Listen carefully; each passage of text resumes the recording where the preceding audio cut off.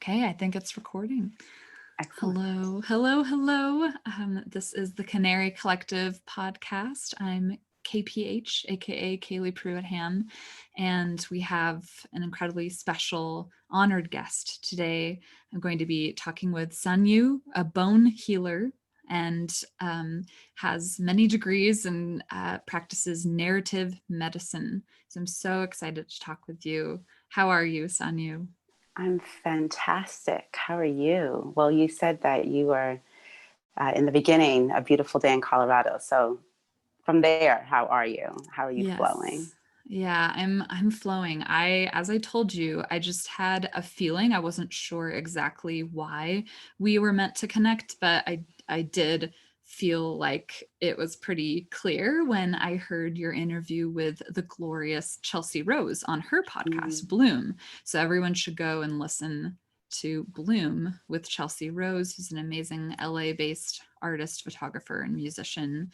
But I heard your interview and had shared on social media something about how it reminded me of how crucial it is in the process of humanity across the globe healing from a lot of wounds that colonization and racism has and is causing, to really talk with one another about what we're learning about our ancestors' healing practices that the current Western medical system sometimes delegitimizes or laughs at or doesn't give enough credit to. yeah.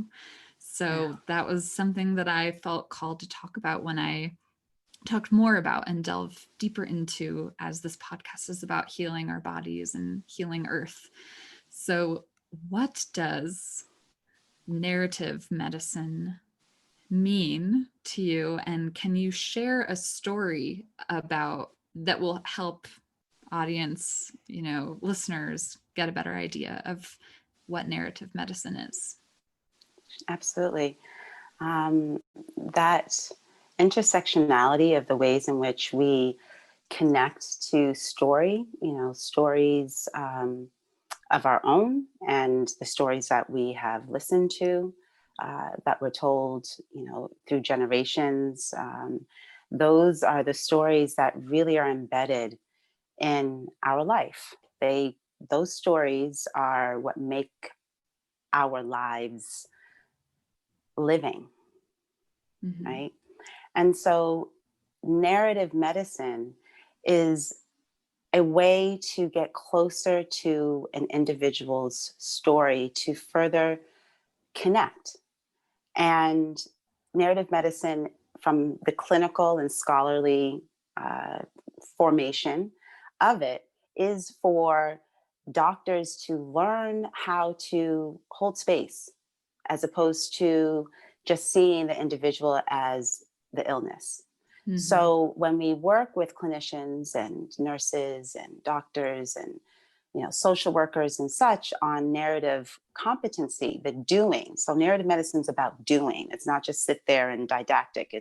It's doing the act of close listening, of attentively listening, of radically listening to not just the other, but the self. So when you start to attend and attune to the self, it becomes so much easier to hear the other. And those moments of vulnerability are very present in the room with a physician. There is an opportunity to get to know yourself through that patient, and in a way that you are witnessing um, their stories being embedded in the healthcare that you are proposing. So, for instance, I love this story, and this is a true story. Older woman in her 90s or so. She lives in Europe. Wow. She volunteers for, this is where I may get this wrong. I'll say the Peace Corps. Mm-hmm. And so she goes to a food bank and she collects cans, puts it in her backpack, and she walks and delivers this food to those who are in need. She leaves the food bank and it's icy out, and she trips and falls. She goes to the doctor. She goes to this physician, looks at her, arm, says, yes, it's broken. Looks to, the nurse, please, prepare for her to get a cast. She says, no, thank you. You know, there's other things. So she goes to the next doctor because she didn't feel this doctor was attending to her. She goes to the next doctor. That experience, she's not asked how she is, very similar to the first doctor. The doctor is only concerned about how old she is concerned that she shouldn't be walking around with a heavy backpack, does not ask any questions of what she does. Same experience, and she does not go and get her cast. She goes to the next doctor. This doctor asks her, what is her name? Asks, does she have any pain? Asks what she does. And she tells this story. And that story of going to the food bank, she puts the cans in her backpack, and she just missed the curb. Her backpack was heavy enough for her to, fall in that awkward position, and she, broke her arm. They had a conversation. Didn't take much longer than a traditional exam where you just looked at the chart, you looked at the vitals, you looked at her, age, where she lived, what, not even necessarily occupation. Maybe she didn't write that down, but you're just looking at the vitals. She stayed at that physician's office because he understood there should be a human connection here. And she felt comfortable. He was practicing narrative medicine. Yes. So when we start to attune, and we use these words of attuning, being attentive, radically listening, and understanding that there are ways that we can guide ourselves. And with the training and facilitation of narrative competency, it's a wonderful experience to be in a workshop where there are different parts of the hospital together. So therefore, hierarchy of power is different. But what's all the same is these humans sitting around a table, being very attentive to a piece of artwork or piece of literature. These works of art help us dive deeper into ourselves, into the subject, us, we are the subject. So, and then listening to thoughts that, are occurring amongst, the table, around the table, and listening to stories again, right? These are all different type of individuals in the hospital together. And what we find is when we are then given some time to write, so there's a prompt. And, I've spoken to individuals and they're like, oh, so, like a journal prompt would have you. I said, yes, perhaps, but there's reasoning behind we use the prompt, how we create a prompt from a text. No, it's not rocket science, but there's training behind that understanding. What are the parts to really, what we need to pay attention to? How is time moving in this piece of literature or a poem? What are the colors representing? How's that attending to some of your own personal stories of childhood? It's not therapy, but it's very therapeutic. And so when we write to these distinctive prompts, the types of stories that individuals share around the table are phenomenal. And we have individuals saying, wow, I've never really thought about it this way, or I've never told this story. One of my favorite prompts is tell the story of your name. Well, I've written to that prompt many, many times when I was a student at Columbia University, getting my master's in science and narrative medicine. And it's amazing how many different narratives I have in telling the story of my name. So thus, that brought me to a place of understanding the doing of narrative medicine is also, too, a very spiritual practice, because you have to slow down, right? You can't just read through, a piece of literature like that and be like, okay, I understand what they're talking about here. Yeah. It's hard to look at a painting and say, oh, I totally understand what's coming up from here. No, you have to take time with it, right? Yeah. Even with music. So learning how to slow down is also too a spiritual practice. When we go into nature and we take time to literally smell the roses and observe the trees and watch the ants crawling about. I mean, that's attentively listening and being present in nature, which is a spiritual practice too. So I started to really investigate what would that mean around well-being, and how can we attune this to medical curriculum? How can we work within the medical sphere to really put emphasis on physicians and clinicians learning how to authentically connect and also attune to their own emotional well-being?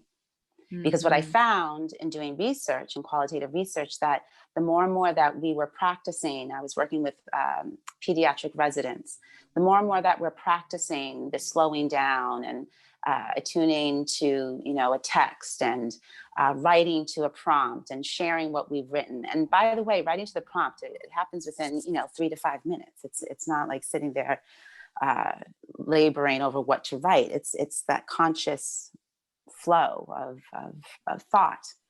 So when we do those things on a consistent basis, we found that the well-being of these residents were increasing, that they were making more time for their own well-being. Because I have a mentor who has this great way of describing it with a visual.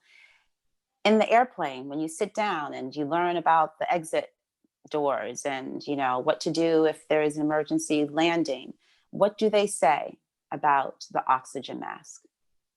What do they say about the oxygen mask? Put it on yourself first before you can help others put theirs on. Exactly. So you have to do that. We all have to learn how to do that. This is the funky thing, though, especially in Western culture. Well, in all cultures, actually. In all cultures, I will say this.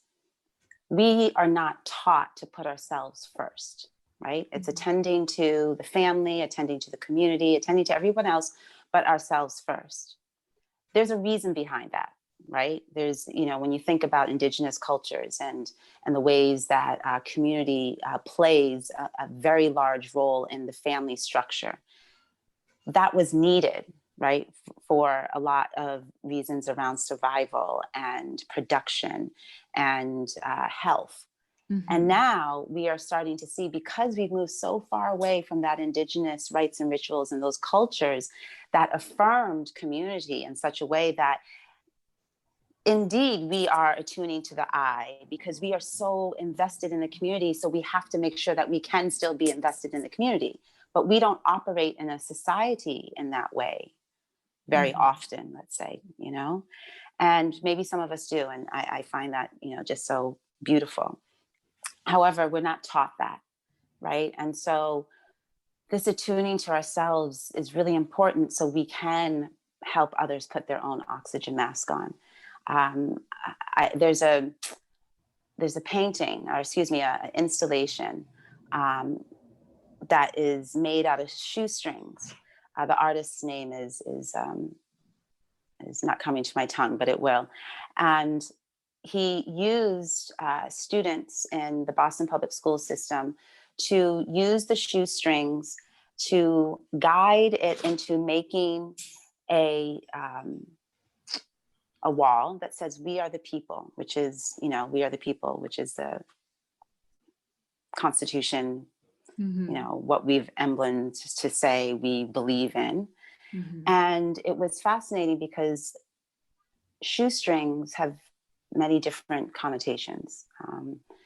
When I was growing up, depending on what color shoestrings you wore or how you tied them, depicted, if you like punk rock, or if you, like hip hop, or, whatever it might have been. It's also a recognition of what happens when you are incarcerated. They take your shoestrings out of your sneakers. It represents when you hang shoestrings from the wires outside that, you know, a child has died. There's so many different ways that shoestrings bridge our understanding of the we, right? Because some of us use shoestrings. It becomes a we. But are we really a we in this country? You know, do we feel a part of that we? And so that's something that I do ask my students, whom I lecture, and also am an adjunct in the Department of Narrative Medicine, but also my mentees and my students who I work with one-on-one in the method that I developed by intersecting not only narrative medicine, but indigenous teachings and, you know, ancient understandings of knowledge and wisdom, systems, mythology, all bridging those, intersecting those into a method that I call Pause 3. And so I use the attentiveness and representation through art and music and literature to start to glean out what are these stories that live in our bones that are really hindering us from understanding ourselves more, and perhaps even moving further into our own soul purpose. And with that understanding of we all have a culture. I don't care what our color is. We all have a culture. So what can we start to attune to bring us back into not just healing ourselves, but this universe, you know, with that, with all of these colorful, dynamic ways of connecting with Mother Earth and connecting to divine. I call divine spirit, you know, the God in us and around us. It doesn't matter what religion you are. There's something larger than ourselves that help us vibrate and feel. And you're working at Columbia University. You're living in Brooklyn. Yeah. And I'm so glad that you're doing the work you're doing. Our medical system needs it. Our the United States really needs to feel that we and that I, the shoestrings, the many, many different kinds of shoestrings. And what does bone healer mean, and what was your process of reconnecting with your lineage in Uganda? You have family, long lines of family who have been practicing as bone healers. Yes. What does that mean? So I will not use reconnecting because I never disconnected. Right. Okay. So I am a Ugandan American. I grew up in Newton, Massachusetts, and East Africa.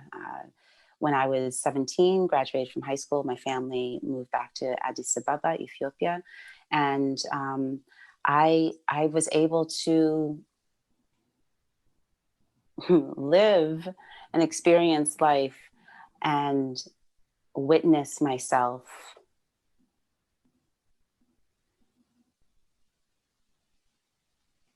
allowing,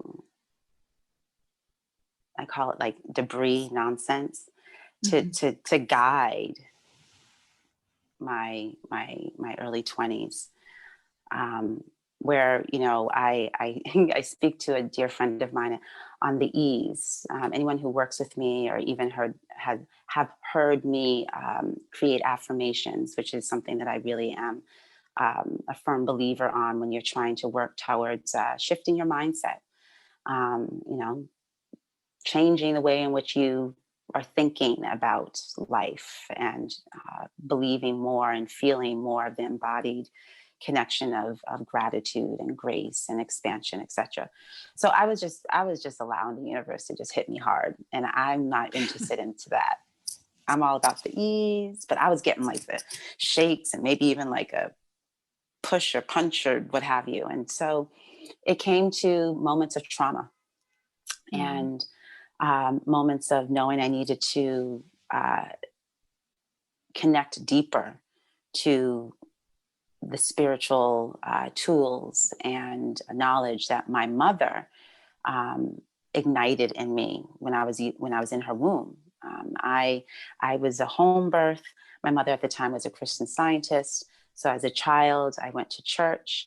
My mom's always been very open because she herself was investigating. She's always been a truth seeker. So when I was tired of going to church, especially because no one looked like me, I wanted to be amongst other Black people. So I went to the First Baptist Church in Newton, Massachusetts. It's in Weston, West Newton, excuse me, and I'm not far from that area, so I could walk. And I went, and I enjoyed that. I then moved to be with my father. My parents divorced when I was 7. I moved to live with my father in Kenya, but like I said, I'm Ugandan American, and traversed through East Africa. So Kenya, Uganda, Ethiopia are my homes. And I became a born-again Christian. I started going to church with my father and my stepmom, to a Pentecostal church. I started reading the Quran. I started, understanding more about the scriptures. I started to ask questions. I started to read books on Frida Kahlo and Sartre, and a lot of mythology and psychology. I mean, I was just curious. And I've always had support to be curious. And so it was until my late or early to mid 20s that I went through a very traumatic experience that brought me closer to wanting to understand how to calm myself down. I used to be an individual that could literally feel the blood boiling when I got upset, whether it was emotionally sad, crying, or if I was emotionally in the anger mode, could feel the blood boiling, right? Feeling out of control. When I was a kid, and these things develop over time. I want everyone to understand this is why we spend so much time in practice, because we're undoing a lot of the things that we have been doing for a very, very long time. And that through generations have been doing that. So as we get closer to understanding epigenetics and that ability to heal, our line and our lineage, and understanding these things travel with us. As a child, when I got angry, when my sister and I got angry, it was called the Birigua bounce. Birigua bounce, basically. That's how you said it, Birigua bounce. We'd get angry, upset as kids, and we start whining and crying and literally like bouncing. My mom's like, you guys would like bounce around the house, like just like very agitated, but it was like this bounce. And as I got older, I developed more of a mature bounce. I didn't really bounce around the house, but I could feel the agitation and the heat. And so I am a fire sign. I'm triple fire. So I have a lot of heat. So I had to learn how to harness my fire when I was in my early 20s. And I was gifted by one of my besties an opportunity to study with Shari Shankar in the art of living. And I started to read more around breath work. So this is when I'm about 23. Never disconnected from bone healing lineage. There's a reason why I'm giving you this background story. Never disconnected, just not paying attention. And this is what most of us do. We don't pay attention. Yeah. So this is my early 20s. I'm also being introduced to a more formulated practice of meditation. I have a mother who, when we were growing up and we got upset or we were bored, my mom would say, go meditate. I didn't always know what that meant, but I knew part of it was to close your eyes and breathe, because we so often on the weekends would jump in the bed with my mom, and she would, recite affirmation and, read certain scriptures of the Bible and talk to us about gratitude and forgiving people. And I was just saying to my god sister the other night, I used to get so upset and annoyed when I got older, like 14, 15, like mom's like, come on. And my sister and I were 4 years apart. And then I have a younger one who I'm 13 years apart. So she was like, no, I'm still going to hug you. I'm still going to have, quiet time with you. And so forget about 15, actually. Let's talk about 8 or 9, just annoyed. Like, I want to go watch cartoons, I don't want this time. But I was saying to my god sister that I was being prepared. I was in training. Yeah. My mother was training us girls. And so I knew that there was a training. And I also remember the stories of my grandparents and my great grandparents, and the stories of the Buganda nation, which is where I'm from, and our tribe of the Ngabi clan, which is where I'm from, who are the bone healers. I know these stories, they're in me, but it took traumatic moments. And that's usually often what we move through as we get deeper into our connection to spiritual practice, to the sage in us, if that's part of our journey, the truth seeker. And the awakenings happen. And so also experiencing death, a trifecta of death right before I started my graduate program at Columbia, that brought me closer. And waking up, being paralyzed from my shoulder to my fingers, and Wow. having an incredible friend take me to his spiritual father, who is a prophet from West Africa, brought me to his church. The entire congregation prayed on my arm. Um, I was told, information that I needed to understand and digest, and really take with me to not even just understand, but to embody the healing. Mm-hmm. Okay, and so I needed help for that. That was a marker of a threshold I was unable to do on my own, and that's when I started sitting and asking questions to my tata. He is the chief of our clan, and I've been carrying around this clan book written in Luganda, and I'm not very good at reading Luganda. And about 5 years ago, I just opened it and I started to feel it. And I go Mm-hmm. home at least once a year. So when I went home, I just started asking questions, more questions, and then I started to really deepen my connection with my healing hands. When I wasn't 30 yet, my mother gifted me and my sister Reiki 1 attunement. I'd never heard of Reiki before. My mom thought it would be a great thing for us girls to do together. Energy, all that is just fascinating. That's the beautiful thing about spiritual practice. We should enter it as a curiosity. The curiosity and imagination is what creates a robust practice. So I attuned to level 1, profound experience. And that's when I started to, again, go back to stories that my tata would share, and pictures. And I'm in healthcare space at this point. And I started to practice more and more with myself, and all through these different awakenings. And so I started to see things. I was able to receive information about individuals that I would work with energetically, that only they would know. I would see the dis-ease in the body, literally see the dark mass in the areas of the body. I am not a physician, but there is um, a gift of reading bones. And so now the bone healer is the shaman, the medicine people of the village, where the king of Buganda, um, if individual is ill or sick, and sometimes to the point where he himself beat, a subject, where the bones broke, we would be able to bring the bones back, heal the bones. We are dreamers. The house of Chegwe, where we come from, we are dreamers, and people come to our house to receive the messages that which we are able to receive from divinity. I say we do not spill blood. This is about the understanding of that connection, that deep connection that we have with Mother Earth, to our bones, the marrow of our bones.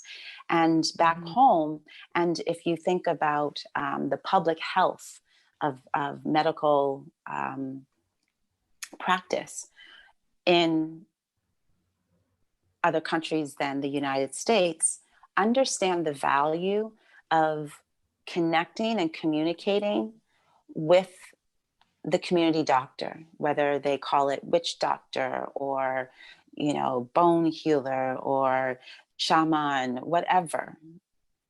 The medical establishment in other countries understand the value with having those two connected. So back home, we have the bone healer and the Western physician Mm-hmm. talking to each other, because there's, quite frankly, individuals in smaller communities outside of the city who do not trust the medical doctor. Yeah. So these individuals, these medicine people, these healers, they are not only the translator of what is happening, what they think that might be happening, what the individual believes is happening through their illness, through their sickness. So it's not just the prescription that the Western doctor is giving. It is that understanding that, oh, we need to take time. And so it's so fascinating to me, because most of the time when you interview physicians and clinicians in other countries outside the United States, they talk about the narrative humility. They talk about connecting to individuals, that it doesn't, that, some doctors see 500 patients a day and they still can get in look the person in the eyes and ask them, how are you? Yeah. There's a disconnect here in the United States and Europe. I would even actually Yes. say Europe does a little better. Yeah. But so the bone healer is also the individual who holds space to be able to clear those trauma stories out of the marrow, to start to rewrite those stories, to engage with them. Some people might call it the shadow, engagement in the shadow. Well, it's beyond that shadow too. It's the tensions between the bone and the fascia, and the space in between that holds these emotions.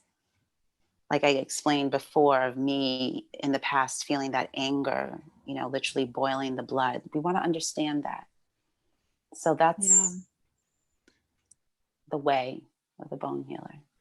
Wow. I love how you said you never disconnected from the bone healing practice. You just encapsulated a bit how I feel as well, but I felt like I had to remember parts of what my ancestors in the Celtic tradition Yeah. practiced, that I always felt connected, like a part of me Mm-hmm. knew and remembered, even from birth. Mm-hmm. That we have a connection to earth, that everything is connected throughout the body, mind, and spirit. But I felt like there were a lot of parts of society that wanted me to forget that and laughed at my inklings of that. So another part of me kind of was laughing at it too and pushing it down and suppressing it, until my body gave me a hard lesson in like having no choice but to think of the whole body, mind, and spirit in order to heal from the huge health crisis that I have been going through. And just, I went, for example, 5 years ago into a doctor's office being throwing up, like fever. My heart was racing and skipping. I was having a terrible stiff neck pain and swollen lymph nodes. Mm-hmm. And my period all of a sudden stopped. And I was working in Washington, D.C., and I just went to a mainstream primary care doctor. And she looked at my intake paperwork and she said, you have too many symptoms, too many. Like, you have to pick one because I only have about 7 minutes. And Wow. that's the way that medicine works, and I had to literally pick between, do I want her to focus on the fact that I am peeing 9 times a night and I've stopped getting my period, or do I want her to focus on the weird things that my heart is doing, or the hand pain or the neck pain? And I couldn't possibly tell my story in that amount of time that led me up to that point, and all the different layers that might be at the core of all of these many different manifestations throughout my body. But then finally, when I went into seeing some naturopaths and people who are looking at the body holistically, they recommended I start working with a Celtic shamanic healing practitioner. Mm. And then that Celtic shaman said, oh, you are meant to learn these practices as well.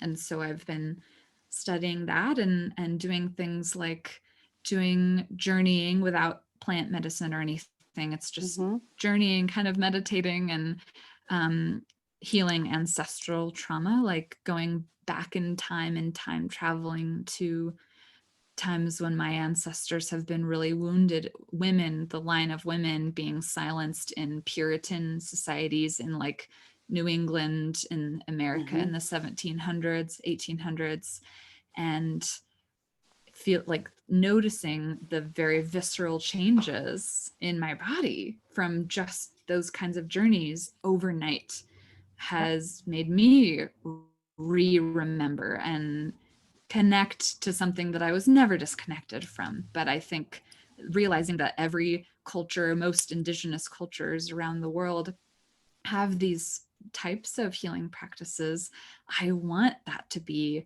a marriage. I want to see that in a lot of value that Western medicine has, and the way that technology has advanced medicine, but also hearing that there's that model that's possible of having the bone healer and the medicine person work with finding out the stories alongside the Western doctors. So I love that. And a part of the podcast is always to imagine we're in the year 2045 and speak as if that is so. So let's just go into 2045 and know that that model is a reality and is normalized and it's working. So how amazing that this model of narrative medicine and bone healers working alongside Western doctors is so the norm now. Can you believe it? Yes, I can believe it. We had to move through many valleys and highs, and we became more attuned to a compassionate society, one who opens up, a society that opens up to all, even those who are so different. We're seeing healthcare for the elderly, you know, be so robust. I'm seeing that as I am being cared for by my elders. You know, having seen the trajectory from 2020 into 2045 as I am now an elder, this has been a enormous feeling of joy to be seen and to have the opportunity to tell parts of my story in a way that when I do feel I must see a Western physician, they are open to maybe consulting one of my elders or consulting a different way of approaching the solution to feeling even more well. Yes, I feel so seen and heard. I know when I walk into a doctor's office with some manifestation of imbalance in my body, I'm going to be able to, it's worked into the protocol to tell my story and to share my story and to be looked at and felt for the energy field, for the understanding that the body and mind and spirit are connected, and that we have so much indigenous knowledge from indigenous cultures that is honored and once again as it should be.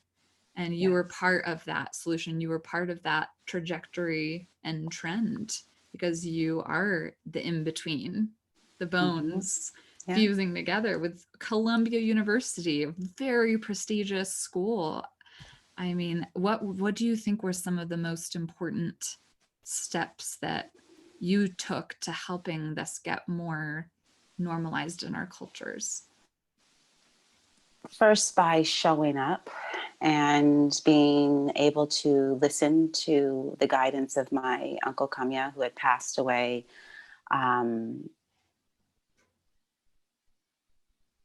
less than 3 months before my application was due. I am a firm believer. He guided me to narrative medicine. He guided me to Columbia University, and I've taken it very seriously. My intention is to bring narrative medicine to the highest of global recognition. This work is not so new. The founder of narrative medicine, Dr. Rita Sharon, you know, she has a story of back in the 80s speaking to her colleagues as she was an internist about the medical humanities, about what they were reading that made them think of different ways to ask questions of their patients. She's of that cohort back in the 80s who knew that this was needed. So I am so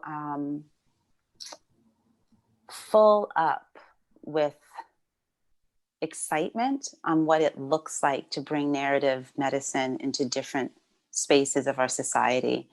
So I developed an organization. I'm a co-founder of an organization called Narrative Bridge. It's an organization that works within educational systems, within medical directives on pharmaceutical distribution, on how physicians should be more attuned to telehealth practices, using narrative medicine for social justice and well-being workshops and facilitations.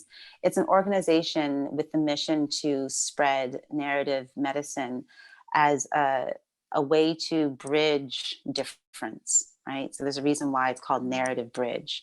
And that's my goal, is to continue to grow that business. Not very many people know I'm behind that. It's 3 years in, and we're at that point to reveal who we are. And we've done a lot of amazing work in the last 3 years.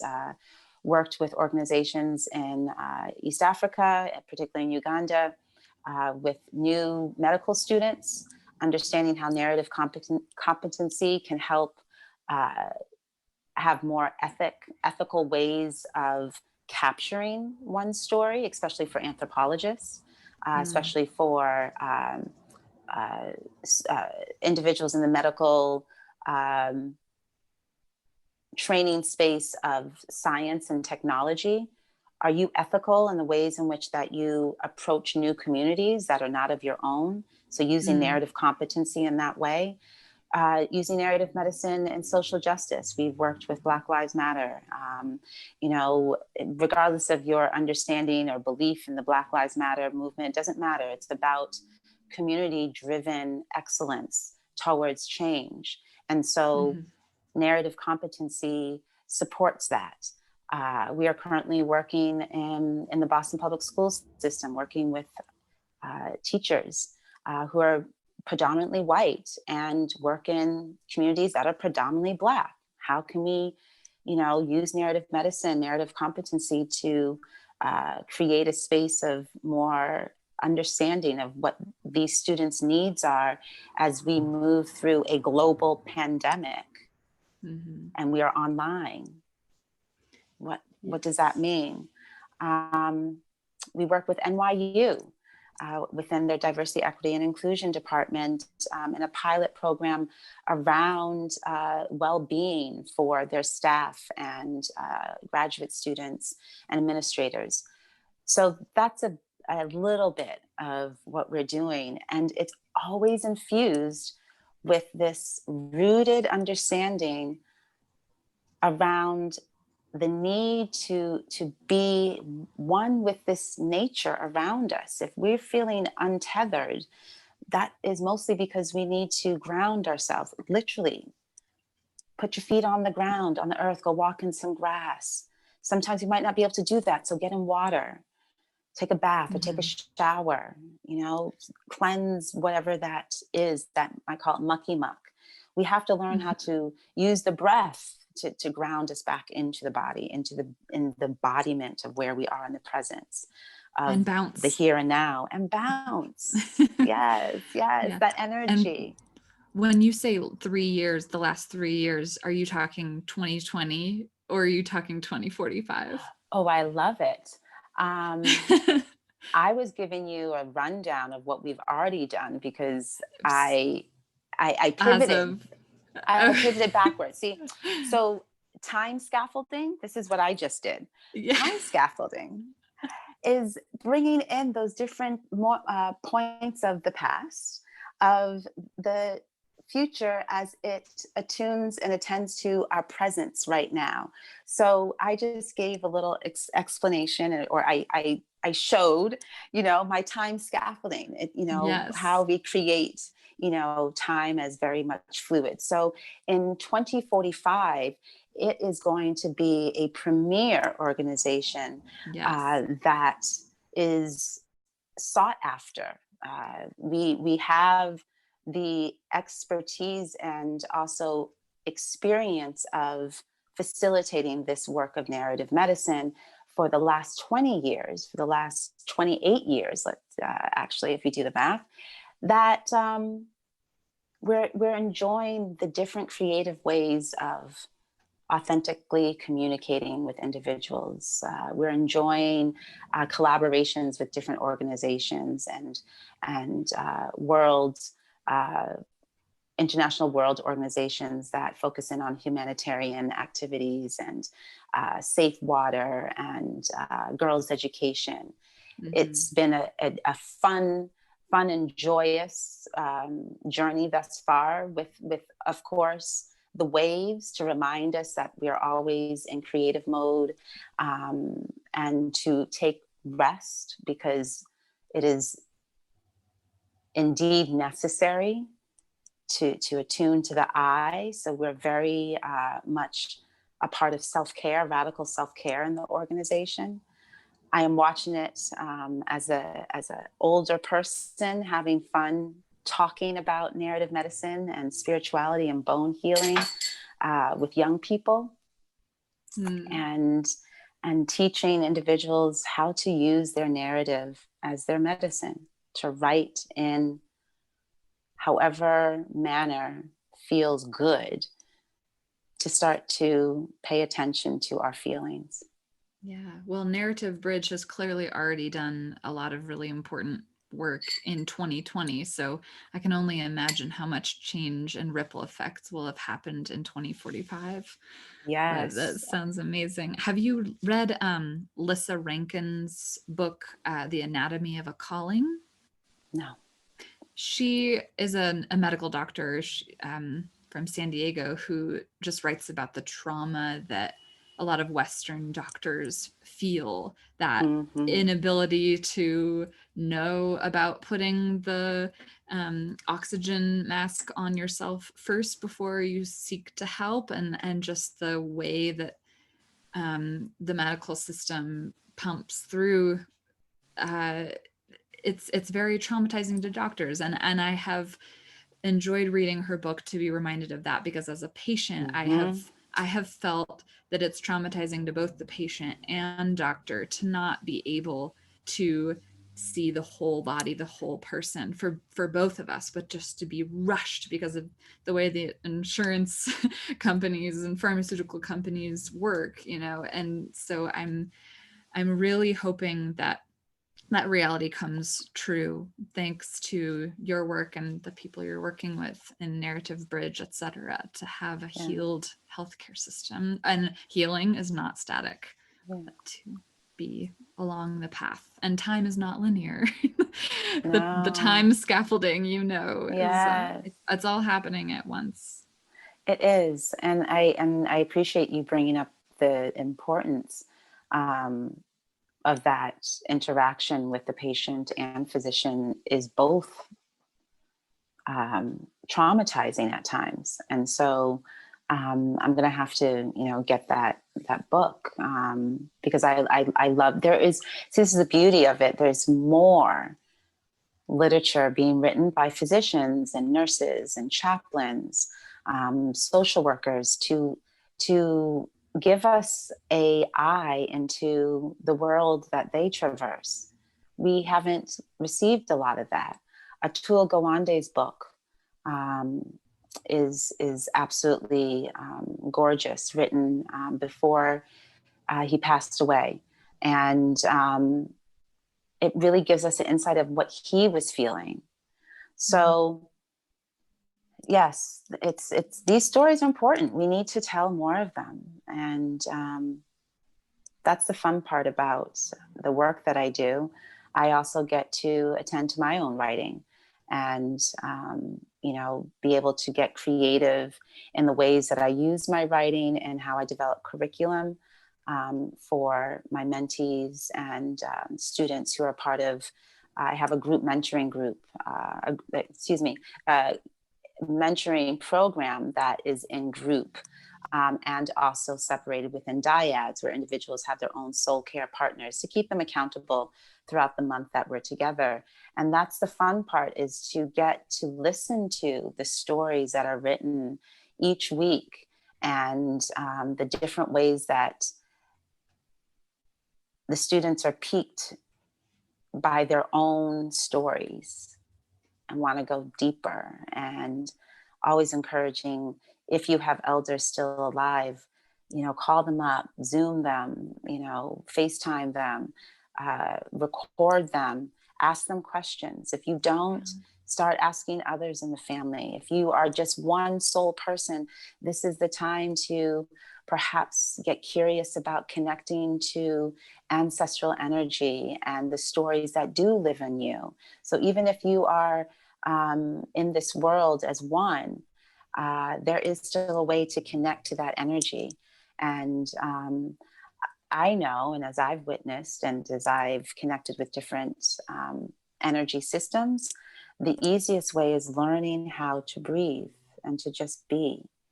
And that visualization of the light body part of, in some systems call it the sacral chakra, focusing in on that area. That's a space of, passion and creativity, a space where we learn how to let go. It's so connected to that spine and the spleen and the small intestines, to really start to cleanse and clear that out.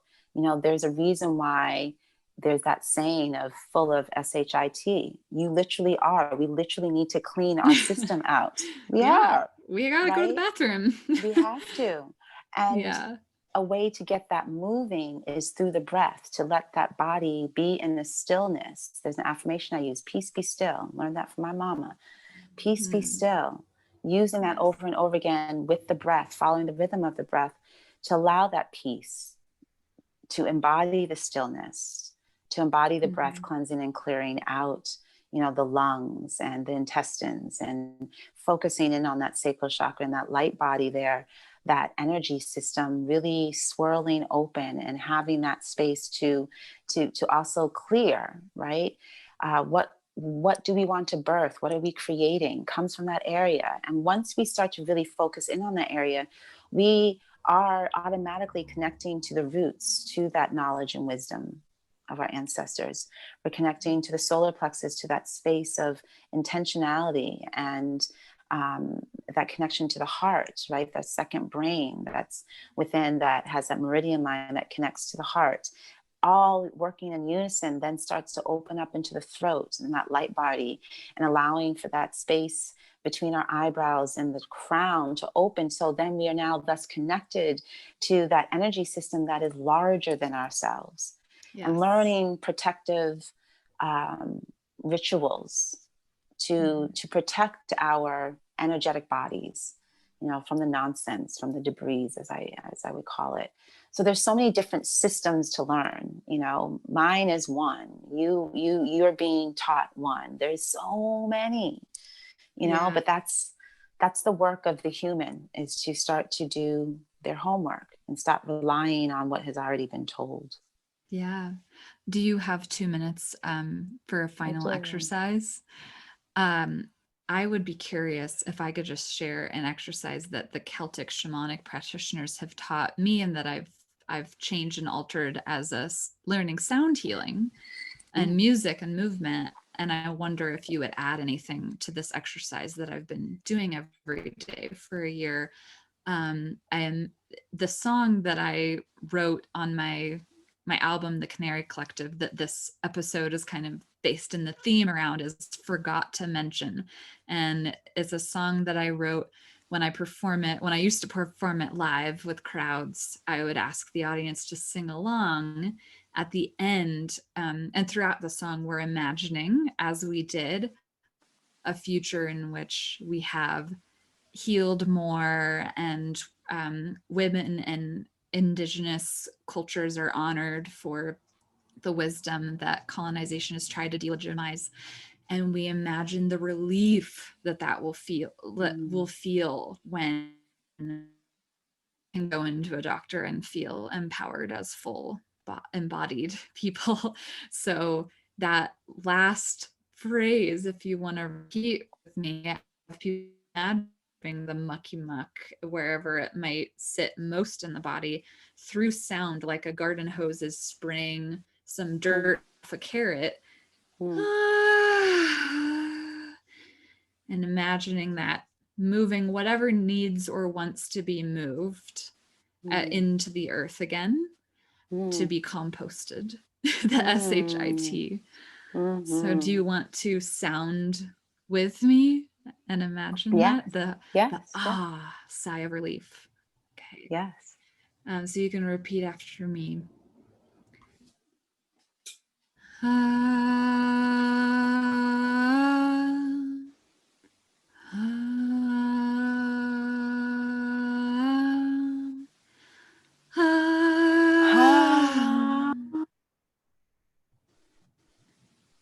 Yes.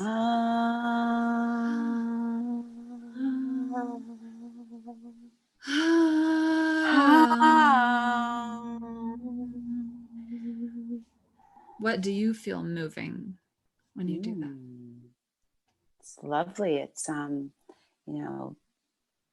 elements is a lot of what I work with. So the elements of the air and water and ether and fire, earth, that gave me water.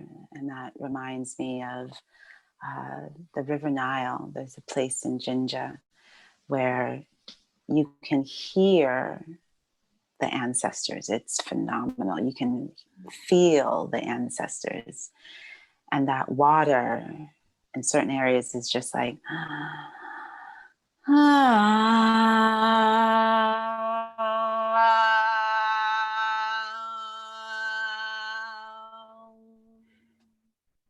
Yes, it's so powerful what you can move with sound.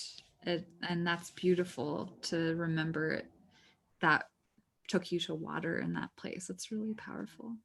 Yeah, thank you. Well, I hope that everybody too. Yeah, I hope whoever's listening just did a little thing with themselves too, of like practicing what sound you want to hear. That was like delicious. That's all. It needs to be delicious. We need to look at these practices too as things that we want to, that are delightful. That we want to eat up. Otherwise, we're not going to do them. It's simple. And just to know that any sound is perfect. It can sound silly or it can sound not pretty. It's just whatever you intuitively feel will move the mucky muck if it wants to move. And well, see, that's interesting that you say that if it wants to move. So then that's when I would ask you, what do you mean if? What does if mean? I guess I want to leave room for power, not force, when I'm moving with whatever is stuck and like inviting it to move. But would you recommend us like setting that boundary and saying like when you move?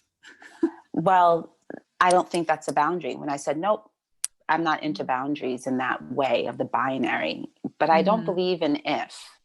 And I'm really careful with the words I use. And again, a short story before we go of my god sister asking me about what does unwavering faith mean?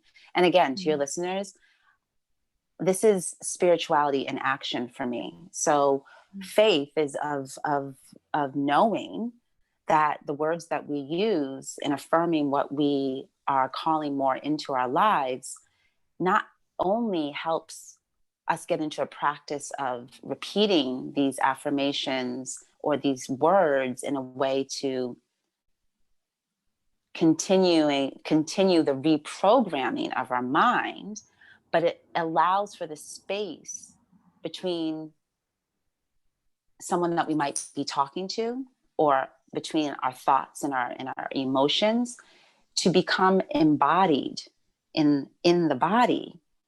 And we start to be it. We start to be that affirmation. So I don't know about you, but I'm not interested in being the if. I'm interested in being the when. So I'm going to use language of when it does move, because we know it's a practice. We also know we have to create this discipline and also be attuned and open to receiving those moments of needing to surrender. When we bring those two together, we're in a flow, we're in an alignment here. So I'm interested in the when. If don't work for me. Yes, and same with social change and justice. Yes. You know, when we're imagining, it's when, it's not if. Yeah. Right, because the when happens when we put the work in. Yeah. Wow. Well, thank you so much, Ssanyu. It's been just magical to talk with you. Really important words that you are offering, and I hope that everybody checks out. You have Instagram I do. Could you spell that? Yes, SSANYUBONEHEALER. Ssanyu Bone Healer. That will be in the show notes, of course, but just in case someone's listening and doesn't look, Instagram is a good way to keep in touch with you. What are other good ways of keeping up with your work? Head over to my website and do sign up to my newsletters. It is letgoandletlove.com. So that's letgoandletlove.com. All one word. Lovely. Thank you. Powerful. Thank you so much for being on the Canary Collective podcast. This is, and it's a matter of when we talk again. Yes. And Kwagala to all you. Love, love, love. Thank you. Love to you. Thank you.